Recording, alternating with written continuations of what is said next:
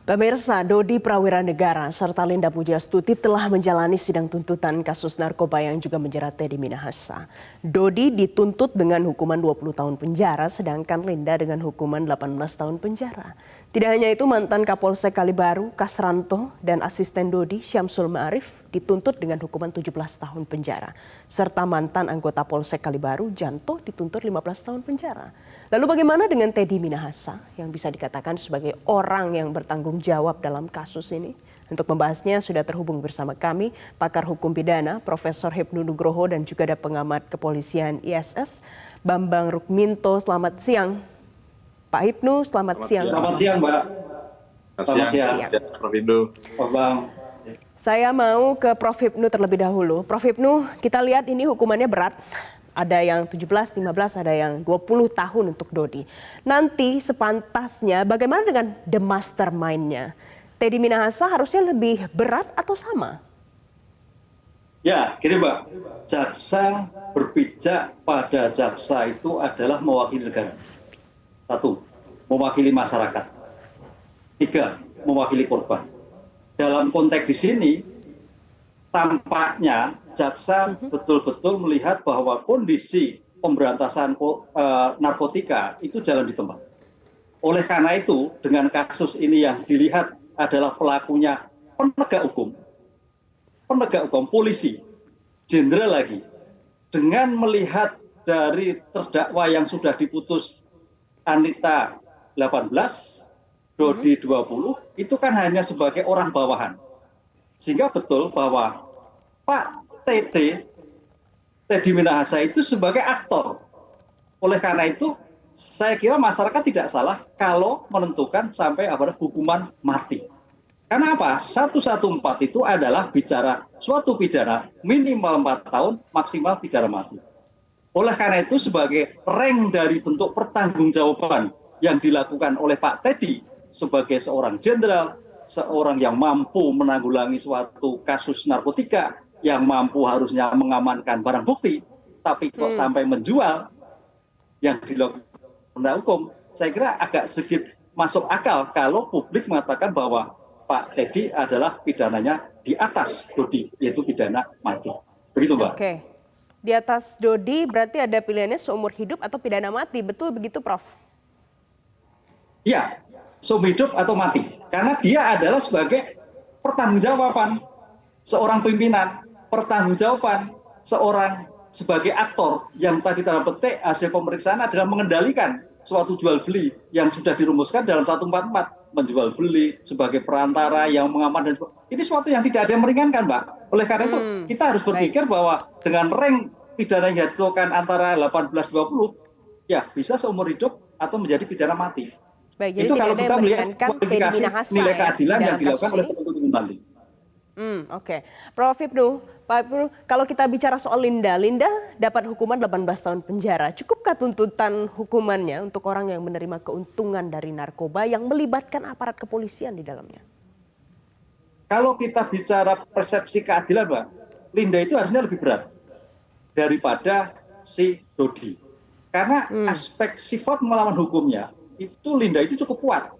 Dia maaf sebagai cepu, sebagai mengendalikan, yang masuk menggoda integritas para penyidik Polri, menggoda jenderal dan sebagainya. Ini yang saya kira lebih berat. Kalau Dodi itu ibaratnya kan sebagai pelaksana di lapangan, sebagai anak buah daripada Teddy Minahasa. Dan tadi awalnya kan Dodi ini karena integritasnya goyah aja Mbak. Tadinya kan sudah mau menolak, tapi karena sebagai perintah pimpinan adalah dilakukan dengan tindakan lain. Ada suatu solusi. Nah itu salahnya Pak Dodi. Oleh karena itu karena salahnya sebagai bentuk relasi kuasa, ya memang lebih rendah. Tapi kalau sebagai Anita harusnya lebih tinggi. Karena sebagai dia aspek mainstream ini sudah luar biasa. Ada keinginan mencari keuntungan, ingin menjanjikan 100 miliar. Itu suatu kejahatan yang sempurna begitu Pak. Menurut saya harusnya lebih tinggi daripada Dodi. Baik. Pak Bambang, saya mau ke Pak Bambang. Ini tadi Pak Hipnu menyatakan Linda ini yang menggoda integritas penyidik Polri.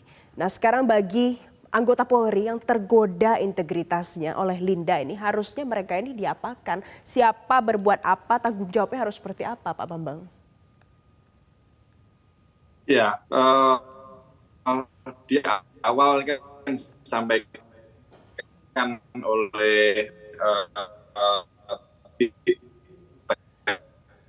TM ya, bahwa Linda ini adalah seorang informan. Tentunya seorang dalam standar operation prosedur penyelidikan di kepolisian. Pak Bambang? Pak Bambang, suaranya terputus-putus sambungannya. Boleh diulang pernyataan sebelumnya? Harus ada pengawasan terkait siapa yang digunakan sebagai informan ini. Makanya pengawasan itu penting. Artinya ketika pun juga harus diketahui oleh penyidik lain bahwa dalam pernyataan tadi sejak awal bahwa Linda ini adalah seorang informan gitu. Artinya memang ada kerjasama sejak awal yang dilakukan oleh PM dengan Linda seperti itu. Makanya kalau bergulir kemudian menjadi rekan bisnis dalam peredaran narkoba, ini tentunya adalah persoalan yang patut digarisbawahi. Gitu. Artinya memang materi di sini gitu terkait dengan penjualan narkoba, terkait dengan vonis Linda sendiri, saya rasa sudah sangat layak ya. Dan yang lebih penting ini ada relasi kuasa, tidak hanya pada atasan bawahan saja. Linda ini adalah seorang sipil, sementara TM ini adalah seorang jenderal bintang 2 seperti itu. Baik. Jadi makanya hukuman pada TM ini tentunya harusnya lebih berat dibandingkan yang lainnya seperti itu. Tapi pelajaran yang bisa diambil adalah seharusnya kalau memang ada informan ya harus diketahui oleh banyak orang juga yang ikut di dalam penyidikan itu.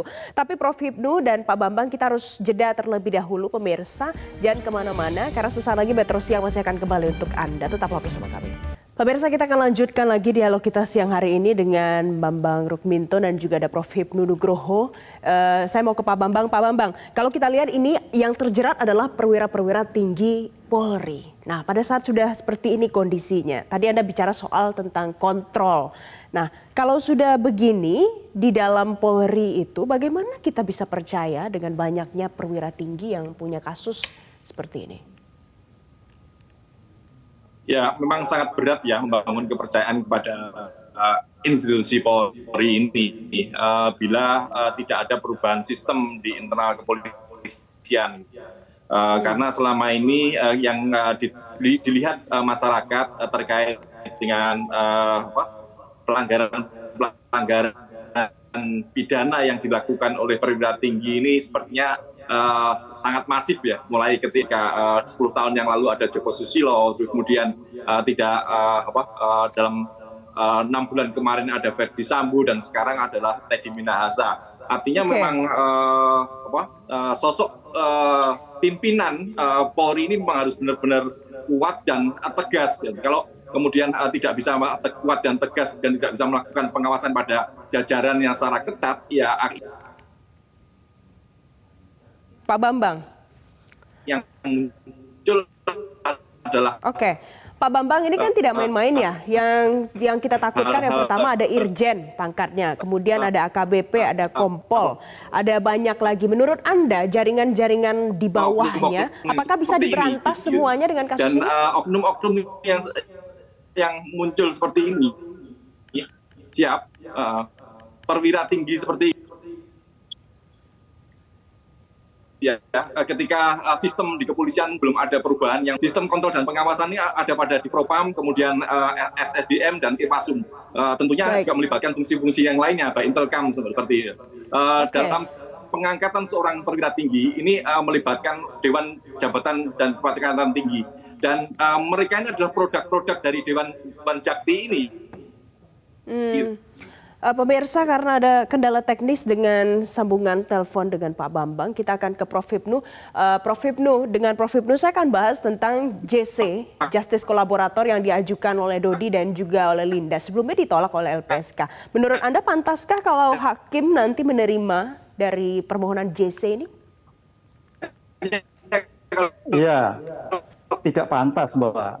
Karena kita harus menghargai bagian dari sistem peradilan pidana. Karena JC itu bahwa rekomendasinya adalah dari LPSK. LPSK lah yang melihat sebagai bentuk diberikan GC atau tidak. Sehingga sebagai bentuk kerjasama ini nanti disampaikan kepada majelis hakim. Oleh karena itu kalau disampaikan penasihat hukum itu bagus memang, tapi bukan GC sebagai faktor yang meringankan. Kan gitu. Faktor yang meringankan terkait dengan bukti-bukti yang sudah disampaikan oleh Dodi itu yang menjadikan suatu yang saya kira perlu dipertimbangkan. Tapi bukan kualifikasinya GC. Karena GC itu harus memenuhi syarat formil dan material, Mbak. Formil itu apa? Rekomendasi dari LPSK, materialnya terhadap bukti-bukti yang disampaikan bahwa Dodi itu mempunyai suatu bentuk kontribusi di dalam suatu pengungkapan perkara. Kan gitu arahnya gitu. Itu yang harus dibedakan. Jadi bedakan antara hal yang meringankan dan konsep GC di dalam suatu sistem peradilan pidana. Begitu Mbak menurut saya. Kalau berdasarkan sistem peradilan kita, mengapa mereka tidak bisa atau tidak pantas untuk mengajukan GC? Ya, karena LPSK itulah yang ditengari. LPSK harus memberikan rekomendasi apakah tindak pidana ini tindak pidana yang betul-betul bukan pelaku utama. Apakah tindak pidana ini patut dilindungi, kan gitu kan? Ini kan harus dilihat, karena patut dilindungi itu biasanya lemah, Mbak. Seseorang tersangka yang dalam keadaan, tersangka atau terdakwa dalam keadaan tertekan. Pertanyaannya, apakah Linda tertekan? Apakah AKBP Dodi tertekan? Itu harus ada assessment. Kalau memang tertekan, baru. Tapi kalau tidak tertekan, ya saya kira LPSK akan menolak pemberian seperti ini. Disinilah hati-hatinya LPSK harus melihatnya sebagai bentuk perlindungan itu betul-betul kondisi yang tertekan. Kalau ini kan tidak, menurut saya kalau tidak, seorang yang bisa memikirkan bahwa dilakukan atau tidak dilakukan. Ya. Prof. Hipnu, kalau dari alasan yang disampaikan oleh kuasa hukum, ini kan alasan yang dibawa adalah alasan kejujuran. Seakan-akan ada harapan supaya ada the next Eliezer, orang-orang yang dilindungi karena berani membuka kasus. Menurut Anda, bisa tidak kita menjelaskannya seperti itu? Ya, memang bagus ya membuka kasus, makanya nanti dalam pertimbangan majelis itu ada faktor yang meringankan. Lah, apa yang disampaikan oleh penasihat hukum faktor yang meringankan, tapi bukan kualifikasi GC, kan gitu. Sehingga oleh karena itu kualifikasi GC itu ada banyak, Mbak, bisa diberikan perlindungan sebagai terdakwa, bisa menjadi hak dan sebagainya, banyak sekali. Tapi dalam hal ini sebagai bentuk hal yang meringankan, yang terkait dengan kontribusi, itu sebagai patut dihargai. Tapi bukan masuk kualifikasi GC. Nah, itu. Menurut saya seperti itu. Baik, terima kasih pakar hukum pidana Prof. Hipnu Nugroho, dan sebelumnya pemirsa juga tersambung bersama kami ada Bambang Rukminto, peneliti ISS, sudah bergabung bersama kami siang hari ini di Metro Siang. Terima kasih Prof.